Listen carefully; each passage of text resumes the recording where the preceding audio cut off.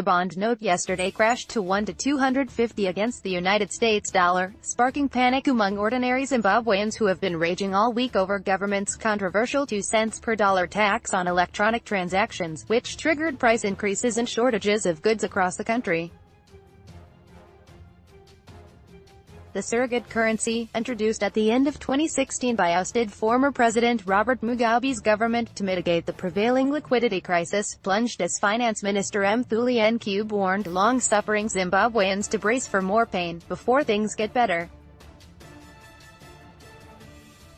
At the same time, the push for government to review the 2 cents per dollar tax gathered steam yesterday, with Energy and Power Development Minister Joram Gumbo appealing to the authorities to review their position.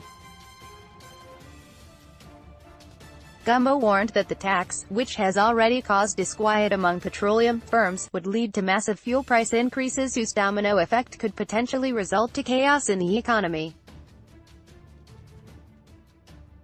Yesterday, the bond note was trading at 1 to 250 against the US dollar, while real-time gross settlement (RTGS) transfers were fetching 220 and upwards. Confederation of Zimbabwe Retailers (CZR) President Denford Matashu said the black market was now uncontrollable as its continued chase for the highest bidder had severely affected business. "We are in a critical situation for business because they are finding it hard to price their goods based on the prevailing rates, as they do not know at what rate the US dollar will be bought for tomorrow. The demand for cash by retailers is in line with the fear of devaluation of RTGS rates, and government should seriously look into it with urgency. The current situation has also caused a lot of speculative buying consumers, with others traveling from Harare to Masvingo to bulk buy goods because of the currency panic. If government does not implement Statutory Instrument 122, there will be shortages. Government should monitor the situation because the shortage of foreign currency is causing slow production, and with the lackadaisical issuance of import licenses, shops could soon be empty as some companies have completely stopped production," Matashu told the Daily News. Economist John Robertson told the Daily News that while a return to the spiraling inflation of 2008 was far-fetched, shortages could be the order of the day. Even if inflation hits 100%, prices will not go back to 2008, where they changed every hour. "We are already seeing scenarios of 2001-2002 where there were fuel queues, and that could spill over to bread and other commodities. The worst case is when products are made available through the back door, where you have to know someone for you to get a loaf of bread for a premium," Robertson warned. Several shops yesterday removed price tags from their goods, while hire purchase companies revoked credit and lay-by terms as panic swept across business. Suppliers also put notices to supermarkets of new price increases as a result of both the 2 cents per dollar tax and widening fuel shortages. On Monday, Ncube introduced a raft of measures aimed at breathing life into the country's sickly economy, including the 2 cents per dollar transaction tax, which has backfired spectacularly after being rejected by crisis-weary Zimbabweans.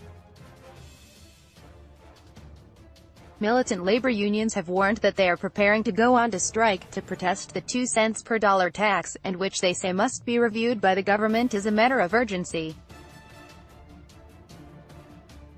While Ncube yesterday said he wasn't going back on the new tax, petroleum companies, who are said to be already reeling from myriad problems which include having to pay many levies, warned of imminent price hikes. Gumbo yesterday confirmed to the Daily News that he had engaged Vice President Constantino Chiwenga, whom he reports to, on the 2 cents per dollar tax, which he said, if effected, would push prices of fuel, causing ripple effects in the economy. There was an announcement from the Ministry of Finance about this. It has not been gazetted. I don't know whether it has been gazetted or not. I have made my plea with the Chiwenga that this must be put on hold because it is going to affect a lot of things. The price of fuel is going to go up, and as you're aware, prices are already going up on many commodities, and I can assure you, it can be worse by next week because fuel drives everything. It has got an influence on the consideration of prices. We move our commodities or products mostly by road, which means fuel is involved. Government has always been getting some money from the sale of fuel, rough levies and duties, but now with this 2 cents being included, the companies are going to pass that addition to the consumer, and that is the effect, because if they don't do that, their margin of profit is going to be caught up, and it is that margin of profit where they pay for their operational cost, Dumbo told the Daily News. So if you impose this 2 cents per dollar tax, they, petroleum companies, will have to pass it on. So it is my hope and belief that this can be reconsidered, Dumbo said further. Ncube said regulations were not in yesterday's government gazette, meaning that according to law, they are illegal and have no force, although his announcement has triggered price increases and volatility in the markets.